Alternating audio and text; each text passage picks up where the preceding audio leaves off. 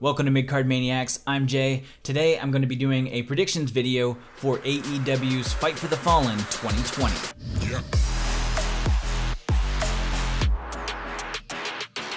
Now usually I don't do prediction videos for Dynamite or anything like that, but since Fight for the Fallen is a branded event, it's got a little bit more excitement, a little bit more oomph to it, kind of like Fyter Fest, and I'm actually really excited because the card looks stacked. I'm excited for every single match that's announced. I mean, there's not a lot, there's only like 4 and potentially 5 depending on what Nyla Rose does, but we'll get into it, starting with Lucha Bros versus FTR. Now this is going to be the first time that Lucha Bros have ever faced FTR ever, by themselves at least. I mean, we obviously saw the 4v4 last week on Fyter Fest, which was absolutely phenomenal. One of the coolest matches that I've seen in a very long time. I know a lot of people are saying that there was too many spots for them, and I totally get that, but that Nick and Phoenix spot on the top ropes was amazing. And of course that destroyer over the top ropes to the outside, that blew my mind. I mean, sure, they're making a lot of like gifable moments or gifable moments, however you want to say the word. I just love it. And what I think is going to be cool about Lucha Bros versus FTR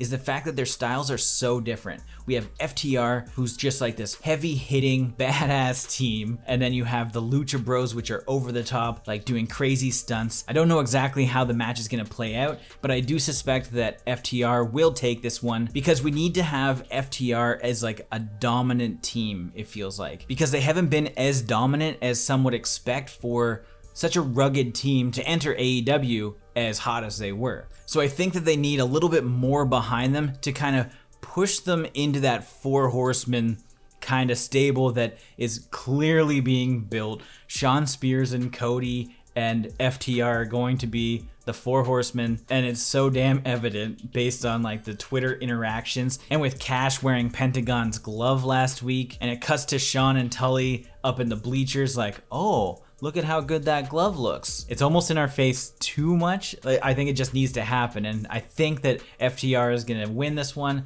so that they can kind of progress with that story a little bit more. Next up we have the Elite, so the Young Bucks and Kenny Omega versus Jurassic Express. Now this is going to be a great match because everybody is so talented in this one, but there's something that makes me feel like I just don't care that much.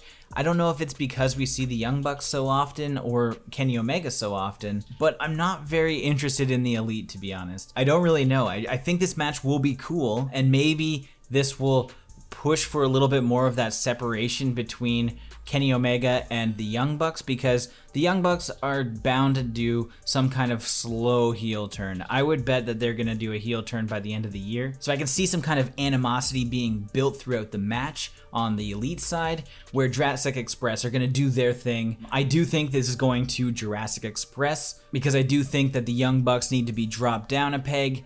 And if they lose, hopefully it would be because of like some miscommunication between Kenny and the Bucks, and I just think that that makes sense from a story perspective. Now before we get into the titles that are on the line, let's talk about Nyla Rose. Nyla Rose had something interesting to mention last week where she wasn't necessarily challenging Shida, but she was suggesting that she has a manager, and the manager is going to be revealed at Fight for the Fallen. Obviously there's so many people this could be. Probably most people would expect it to be Vicky Guerrero because she's a great mouthpiece. I don't think Nyla necessarily needs a mouthpiece, to be honest, and she can kind of handle her own shit, you know? Like, she's pretty intimidating without a Taz beside her or whatever. It could be the return of Awesome Kong. Maybe they just need a way to, you know, bring her back into the fold. I would imagine Glow is finished filming because that's what she was off for. She's gonna come back at some point. Maybe it's now, but I'm hoping it's Jazz. Jazz isn't gonna be the mouthpiece for Nyla, I would bet, but more of like an enforcer. And I really hope it's Jazz. We've seen Jazz in AEW already at All Out, and Jazz is still active. I just saw a post of her wrestling with Mission Pro Wrestling, Thunder Rosa's new promotion. Jazz is still very much on the table, and I think that would just be badass. We need more veterans in AEW in general for the women's division, and I think Jazz can bring a lot to the table as far as like behind the scenes stuff for greener talent. I think that she would be an awesome addition, and being that she is already established, it's another name that people could get excited for. It would create headlines, and I think it would be the right move. Although it is more likely to be Vicky Guerrero, I'd like it to be Jazz. Vicky Guerrero could be good only because she squawks, like she's so annoying, and it would add a fun dynamic between Nyla being this very aggressive person to Vicky just like going crazy, and you kind of have like some beef between the her manager, and it would be fun. I think it would just add some fun to Nyla's character. Moving on to the TNT Championship, we've got the American Nightmare Cody versus Sonny Kiss. Now this is going to be one hell of a match. I'm super excited for this, and I really appreciate that they announced this at Fyter Fest, because if you just left it open, like obviously people want Warhorse or they want Danhausen, and I've seen like Alex Hammerstone thrown around as well. If they didn't announce that this was like an internal person for AEW already, people's anticipation for a new debut would be just like stifled right when the event happened. Like right when Sonny Kiss would come out, even though it's going to be a great match, people would immediately be left disappointed because they expected something else. So they nipped it in the bud right away, announced that it was Sonny Kiss, and this has me hyped regardless. Like Sonny Kiss is such a crazy talent. Sonny Kiss is easily one of my favorites on all of AEW's roster, simply because he has such a unique style. Like all of his moves are really cool, like doing the splits, and some things are just like over the top and just unorthodox. I mean, I sound like a commentator that doesn't know the maneuvers. He has just such a cool style, and I just love it. That said, I'm almost certain that Cody will maintain the TNT Championship for some time, because the whole idea is just very intriguing for people and is something that could really be a good catalyst to bring new talent into AEW.